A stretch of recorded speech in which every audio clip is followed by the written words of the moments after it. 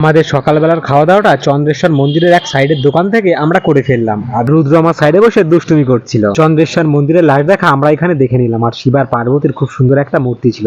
তারপর আমরা সোজা চলে যাব এখন অন্য একটা জায়গায়, চলে যাব আমরা একটু ঘুরতে।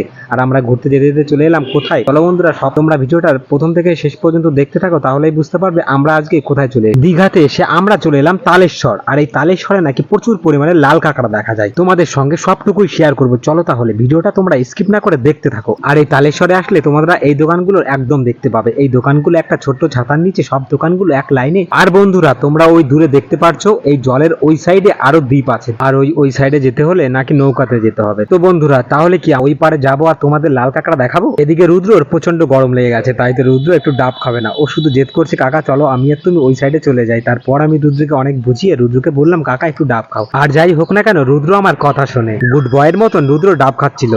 তারপর রুদ্র আর পলি দুজনে এখানে খেলছিল। আর এইখানের ওয়েদারটা ছিল, তোমরা দেখে বুঝতে পারছো ওয়েদারটা কেমন ছিল। এইখানে পুরো বালিতে ভরা ছিল, আর রুদ্র এতটা খুশি ছিল তোমরা দেখে বুঝতে পারছো ও কি করছে আর কি নাই করছে। এতটা ওয়েদার চেঞ্জ হবে ভাবতেই পারিনি। আমাদেরও প্রচন্ড পরিমাণে জল চেষ্টা লাগছিল, কিন্তু জল খেলে হচ্ছিল না, তার জন্য আমরা সবার জন্য ডাব নিয়ে এসলাম। তারপর দেখো আমিও দুটো ডাব নিয়ে চলে এলাম। আর তারপর রুদ্রকে আমি আবার বলছিলাম কাকা তুমি কি একটু ডাব খাবে।